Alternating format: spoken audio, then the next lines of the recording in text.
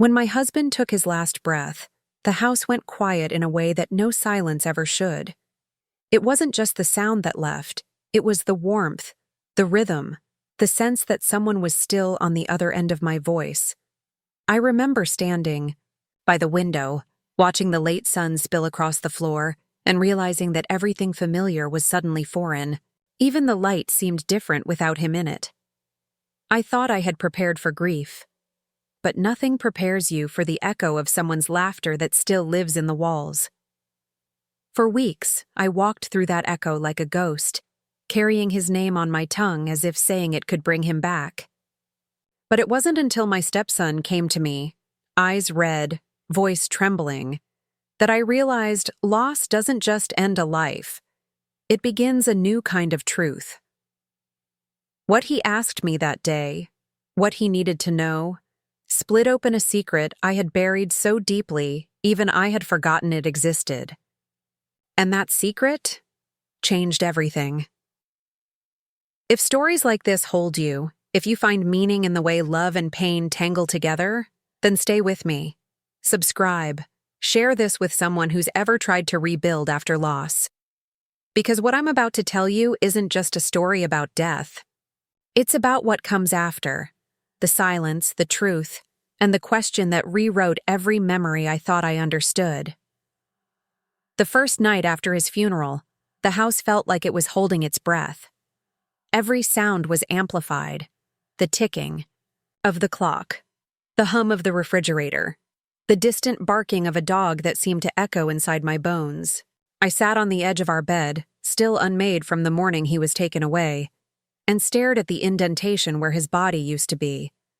The sheets still smelled faintly of his cologne, that clean, woody scent that used to make me feel safe. Now it only reminded me of how fragile safety really is. Ethan had gone to his room hours earlier without a word. He was 17, old enough to understand death, but too young to carry its full weight. I could hear him pacing sometimes, stopping near his door as if he wanted to speak but couldn't. We had always had an uneasy closeness, a politeness that replaced true intimacy. He was my husband's son from his first marriage, and though he never called me Mom, I used to believe that over time we'd find our rhythm. Now, with his father gone, every unspoken thing between us seemed to hang heavier in the air. The days blurred into one another. Mornings began with the sound of the kettle and ended in the stillness of rooms that no longer had a purpose. I found myself cleaning things that weren't dirty, rearranging objects he had left untouched, as if tidying his absence might somehow make it smaller. His reading glasses still sat on the table by the window, his jacket still hanging by the door. I couldn't bring myself to move them. Grief is strange that way. It makes you worship the ordinary. Every object becomes a shrine to what was. Ethan rarely joined me for meals. He'd leave his dishes in the sink, his eyes always avoiding mine. There was something guarded about him now, something watchful. Once, I caught him standing in the hallway, staring at one of the framed photographs. One of those family portraits we'd taken 3 summers ago. His father had his arm around both of us, smiling that unguarded smile he only wore when he thought no one was watching. Ethan's eyes were on the picture, but it wasn't nostalgia I saw on his face. It was something like confusion, even suspicion. When he noticed me watching, he walked away without a word. At night, I'd lie awake and listen to the creaks in the floorboards. The house had always been old, but now it sounded alive, restless. Sometimes I'd think I heard footsteps in the hallway, soft and deliberate, stopping outside my door. I'd sit up, heart pounding, straining to hear. But then there would be nothing, only silence thick enough to feel like company. I told myself it was grief, playing tricks. The mind can turn loneliness into a haunting when it needs to. A week. After the funeral, I found myself standing in the garden, staring at the bare branches of the oak tree he used to sit under every morning with his coffee. The chair was still there, half buried in fallen leaves.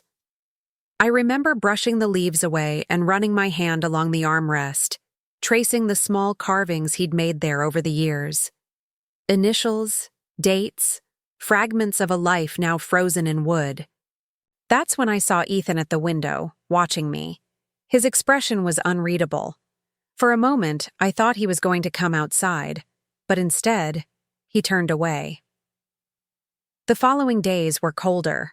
I started noticing small things missing. A photograph from the hallway, a watch that had been on his nightstand, a book from his study. They weren't valuable items, just personal. At first, I assumed Ethan had taken them for comfort, mementos of his father.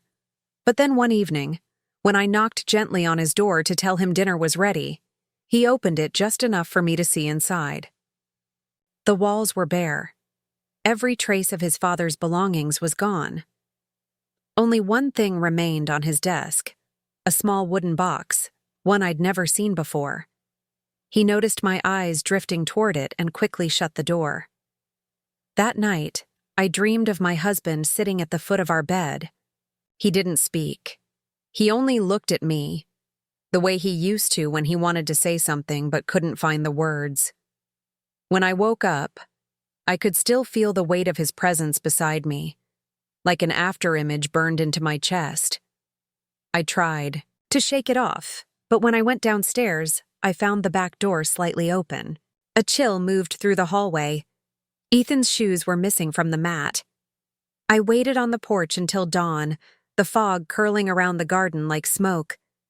When he finally came home, his hands were dirty, his hair damp with dew. I didn't ask where he'd been. He didn't offer to tell me. But as he walked past, I noticed the faint outline of dirt on his cuffs, as though he'd been digging. That image stayed with me the rest of the day. Grief can twist ordinary things into omens.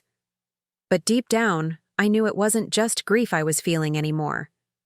There was something else growing between us, something wordless and strange, something that made me realize the house wasn't just filled with memories.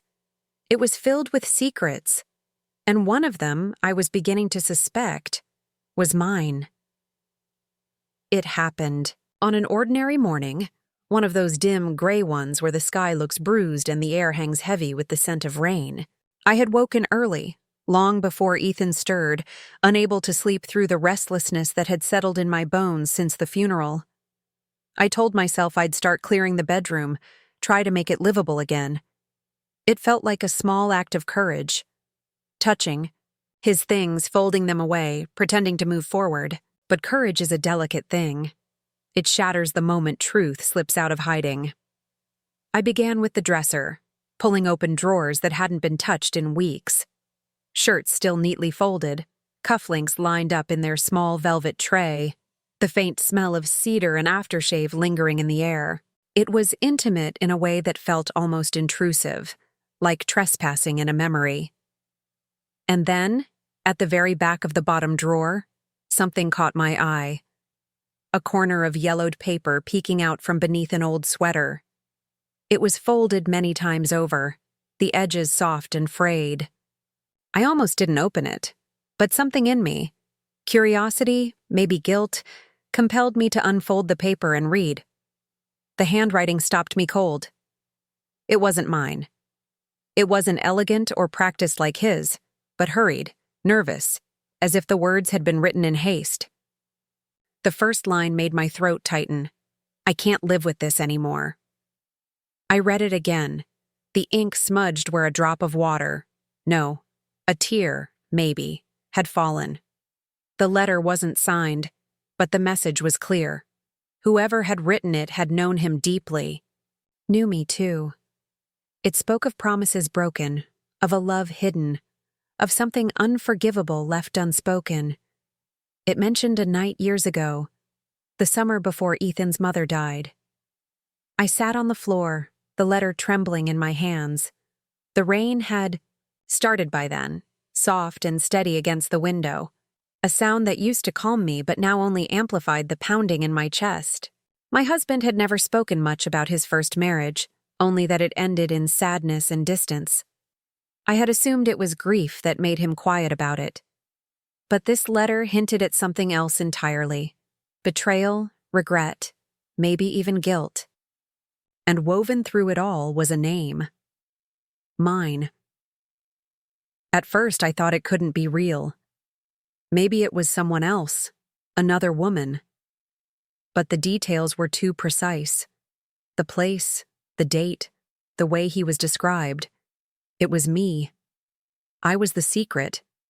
And, if that was true, then my marriage had been built on something I didn't fully understand. The rest of the day passed in fragments. I remember making tea and not drinking it. I remember Ethan coming downstairs, his eyes shadowed, asking if I was okay. I told him I was fine, the lie too practiced to sound like one. He nodded slowly, as if he didn't believe me but didn't want to argue. There was a distance in him I couldn't name, a knowingness that unsettled me. That evening when he went out again, no explanation, no promise to return, I found myself pacing in the hallway, the letter clutched in my hand. I couldn't stop. Reading it, couldn't stop searching for meaning in the spaces between the words. One line burned itself into my mind. If he ever finds out, it will destroy him. You have to choose who you'll protect. Choose who you'll protect. The phrase echoed through me, sharp as a blade. Who had I been protecting all this time? Him? Myself? Or someone else entirely? I went into his study, something I hadn't done since the funeral. The room smelled faintly of tobacco and old paper. The window was cracked open, letting in the cool, damp air of evening. I sat at his desk and opened the drawers one by one, until I found an old leather-bound notebook filled with his handwriting. Notes, sketches, dates, ordinary things. But toward the back there were pages torn out, whole sections missing. I turned to the last page, still intact, and saw his handwriting, faint and uncertain. Ethan deserves the truth. My heart stopped. My hands went cold. I stared at the words until they blurred. Whatever truth he meant, it wasn't in this room. It wasn't in the notebook. But it was somewhere. And somehow I knew Ethan already sensed it. Maybe he always had. That night, I left the letter on my bedside table, too afraid to destroy it, too ashamed to keep it hidden. I lay awake listening for the sound of Ethan's footsteps. Around midnight, I heard him return, the door creaking softly. I pretended to sleep, my breathing steady, my eyes half open. He paused outside my room for a moment. The floorboard creaked, then silence. When I woke in the morning, the letter was gone. For a long time, I just sat there staring at the empty spot where it had been, my pulse drumming in my ears. I wanted to believe I'd misplaced it, that I was losing my mind. But I knew better. Ethan had taken it. And whatever was written inside, whatever story it told, he had a right to it. Or maybe he had always known it already, waiting for me to finally face it. Outside, the sun had finally broken through the clouds. The house for once was filled with light. But it didn't feel warm. It felt like exposure. Like the beginning of something I couldn't stop, because now there were two ghosts in this house, my husband's, and the truth he left behind. The morning he asked me, I already knew something was coming. It was in the air, the way silence carried weight, the way sunlight cut through the curtains in thin, accusing lines. Ethan had barely spoken to me in days, but his absence had a shape to it. I could feel him moving through the house like a shadow, careful, deliberate, collecting fragments of something I hadn't yet found the courage to name. I was sitting at the kitchen table, tracing my finger along the grain of the wood when I heard his footsteps behind me. I didn't turn. I just said his name softly, more to fill the silence than to start a conversation. He didn't answer right away. When he did, his voice sounded older, calm but frayed at the edges, like someone forcing control over a storm. I found the letter. The world seemed to still. Even the refrigerator hum faded into nothing. I looked up at him, but his eyes weren't on me. They were on the window, where the reflection of light made it hard to see his expression clearly. My first instinct was denial, that reflexive defense we use when we're not ready to lose control. But there was no point pretending. The letter had vanished, and I had known where it must have gone. I didn't mean to hide it from you, I said. I didn't know what it meant. He nodded, slowly, as if he'd expected that answer. Then he finally looked at me. His eyes were his father's, that same gray-blue that could turn cold when searching for truth. Did you love him the way he loved you? He asked. It wasn't the question I'd been bracing for. I thought he would ask about the letter, about the past, about whatever secrets it hinted at. But his question reached deeper, into the quiet, unseen parts of love that are hardest to confess. I tried to answer, but no words came. Because love, once broken, doesn't translate well into sentences. He stepped closer, his voice trembling but steady enough to hold. Because I don't think he ever stopped loving you. Not even when he knew. When he knew what? I whispered. Ethan hesitated. His jaw tightened, his gaze flickering to the window again. That you were the reason my mother left. The room tilted. For a moment I couldn't breathe. Ethan? I began, but he cut me off. She didn't die right away, he said. Everyone said it was an accident, that she drove off that bridge because the fog was too thick. But she left a note. I wasn't supposed to see it, but I did. She wrote that he had chosen someone else, someone who made him believe he could start over, and that she couldn't live with being replaced. He looked at me then, not in accusation, but in something worse. Understanding. That someone was you. I wanted to tell him it wasn't that simple. That I hadn't meant for any of it to happen.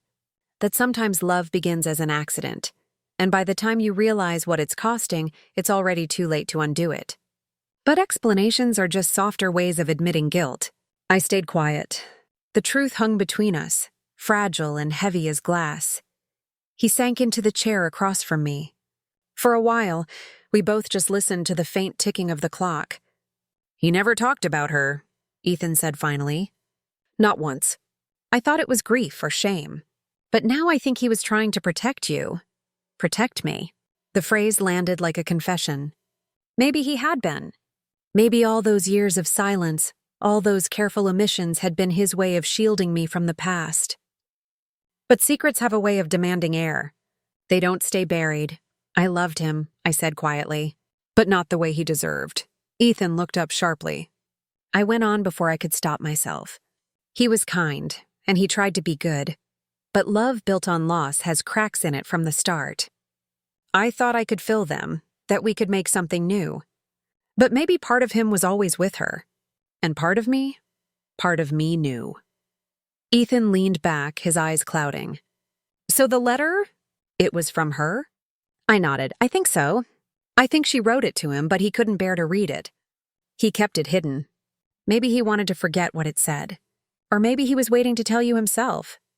He didn't respond. The light shifted on the wall, the sun fading into gray. I watched him, trying to find traces of the boy I'd once known, the one who laughed too loudly and refused to eat vegetables. But that boy was gone.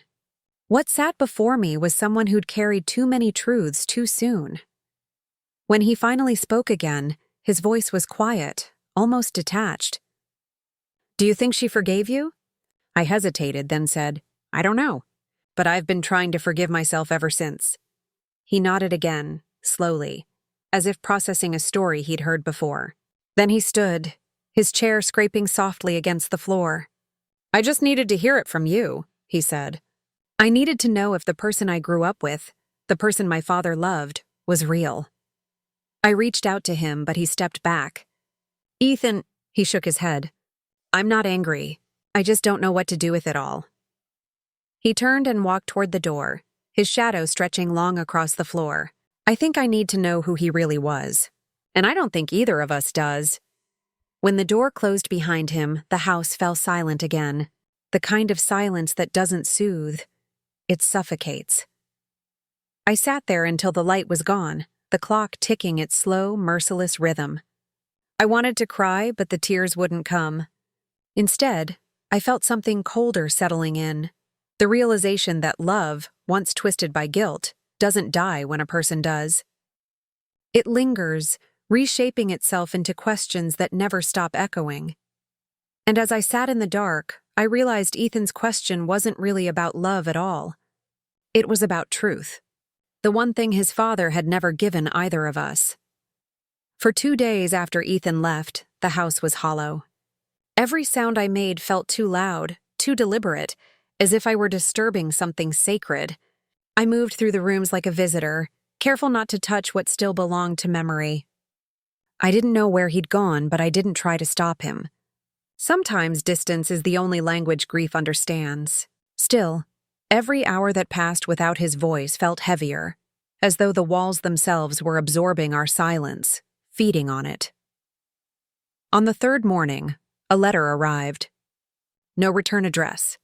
My name, written in the same careful, deliberate script my husband always used when something mattered. My hands trembled as I opened it. Inside, there were only a few lines. If you're reading this, it means he's gone. There's a box in the attic, under the old trunk. You'll know what to do with it. It wasn't signed, but I didn't need a signature. I recognized the weight of those words. The guilt pressed between them. For a long time, I just sat there staring at the page, trying to decide if I wanted to know what waited for me upstairs. But the truth has a way of calling out once it's been named. You can't unknow its presence. You can only walk toward it. The attic was cold and smelled faintly of dust and cedar. Light leaked through a small round window, illuminating the floating particles in the air like suspended ghosts. I pushed aside old boxes, blankets, and forgotten relics of our life together until I found the trunk. Heavy, iron-latched, the same one he'd inherited from his father. Underneath it, just as the letter said, was a smaller box. Wooden, locked. I carried it downstairs to the living room and sat on the floor with it between my knees. My heart thudded as I forced the lock open with a screwdriver. Inside were envelopes, several of them, each labeled with a name. One was addressed to me, one to Ethan, and one more, to her, his first wife. But the one that caught my breath was labeled the boy. I unfolded mine first. The handwriting was uneven, as though written in haste or weakness. You once asked me if I believed in forgiveness. I told you no, I lied. I believe in it, but not the kind people talk about. Real forgiveness doesn't heal, it transforms. It changes what something meant, even if it can't undo what happened. If you're reading this, I need you to understand. I kept the truth from both of you because I thought it would protect you. But lies don't protect. They only delay pain until it has nowhere left to go. There was more, but I couldn't keep reading. My vision blurred, the letters dissolving into the paper. I set the envelope aside and opened the one addressed to Ethan. Inside, a photograph slipped out. A picture of his mother holding him as a child, her smile wide and fragile. On the back, my husband had written, "You deserved 2 parents who loved each other. You got one who couldn't let go, and one who tried too late." My hands trembled as I gathered everything back into the box. The room felt smaller, as though the walls were leaning in, listening. My husband had carried all of this alone. His guilt, his silence, his need to shield us from each other's truths. He must have known what that letter, the one I found, would do if we ever read it. Maybe that's why he left this box behind, as if giving us the map to our own undoing. That evening, I sat outside on the porch, the air heavy with the scent of rain. The sun was dipping low, washing the garden in amber light. It was then I saw Ethan walking up the path, his head lowered, his hands in his pockets. He looked older, worn down by something that had nothing to do with time. He stopped a few feet away from me. For a long moment, we just looked at each other. No anger, no accusation, just exhaustion. "I went to see her grave," he said finally. His voice was rough, quiet. I thought it would make things clearer. It didn't. I nodded, unsure if he wanted me to respond. He stepped closer, his eyes flicking to the box beside me. "You found it," he said. "Yes." He exhaled, a sound halfway between relief and resignation. He told me about it, once. Not everything, just that there was something he couldn't say while he was alive. Something I'd have to decide whether to forgive. I reached for the box, opened it, and handed him the envelope with his name. He took it silently, sitting down beside me. For a while, he didn't open it. He just held it, his thumb tracing the edge like someone memorizing the weight of a choice. Then, finally, he read. I watched his face change, not in dramatic ways, but in small, almost imperceptible shifts. His jaw tightened, his eyes glistened. When he finally looked up, there was a strange calm in his expression. He loved you, he said simply, even when he shouldn't have. I felt the words settle into me like stones. I know. Ethan stared out at the garden, the wind tugging gently at his hair.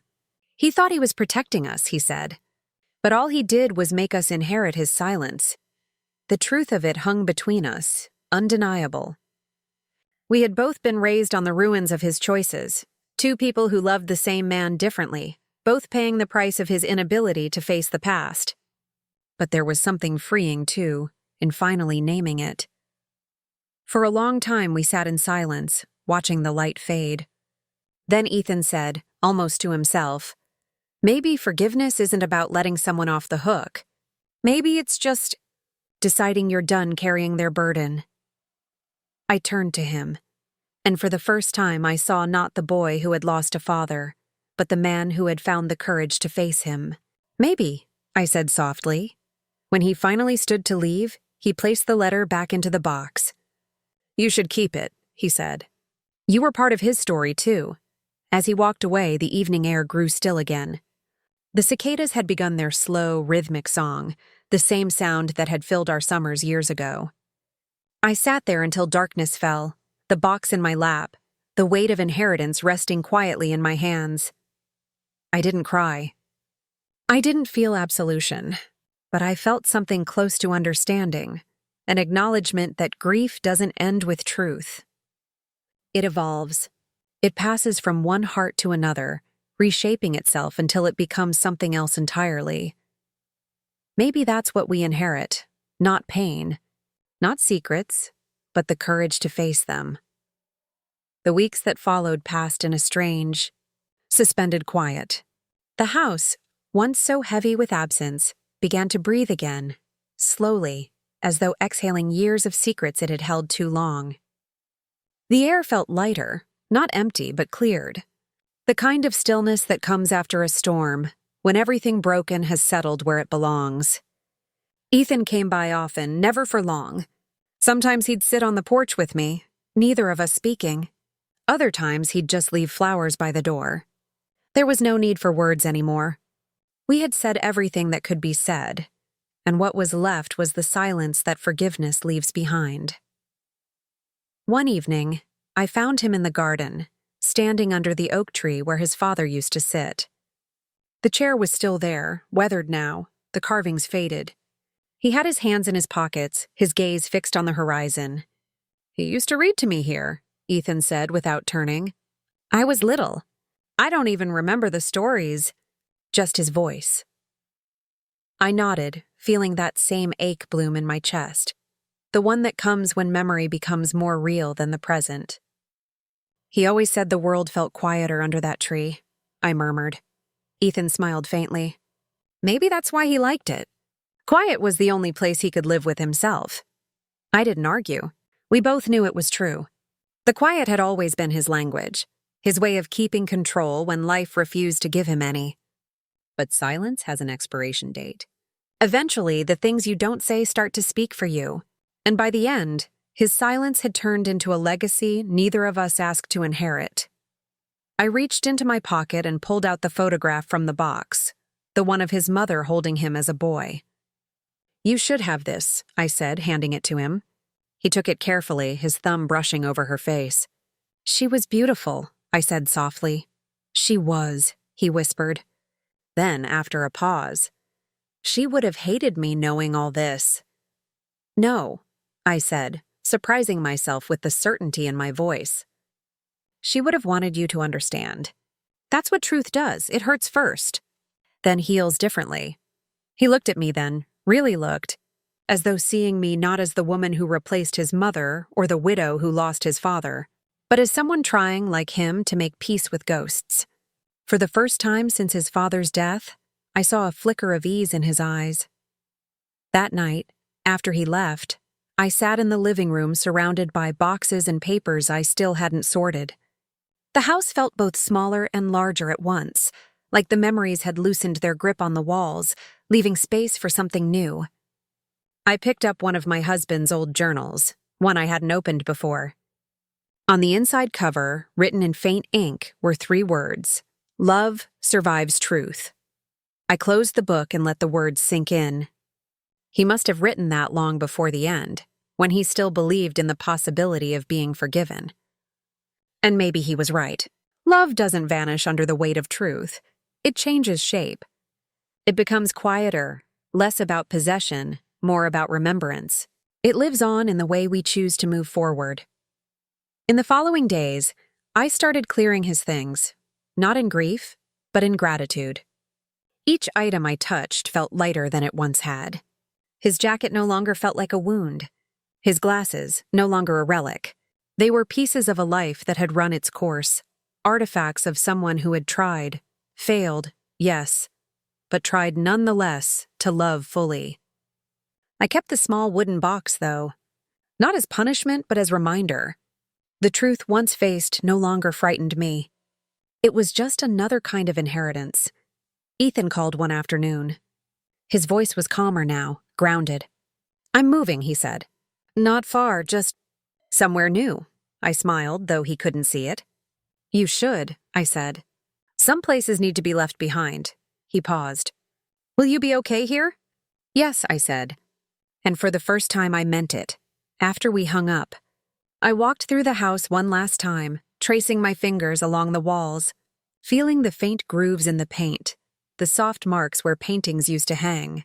Every scar in this house told a story. Every shadow had meaning, but they didn't haunt me anymore. They simply existed. That night, I sat by the window, watching the wind move through the garden. The moonlight fell softly over the oak tree, silvering the leaves. Somewhere in that stillness I could almost hear his voice again. Not words, not even sound, just presence. A memory breathing. Ethan's questions still echoed sometimes like a whisper I couldn't fully forget. "Did you love him the way he loved you?" I think in the end I did.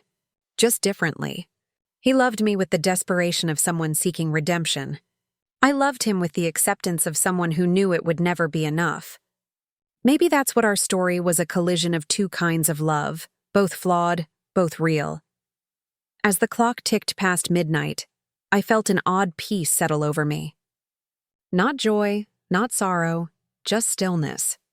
The kind that comes when every truth has been spoken, and there's nothing left to hide.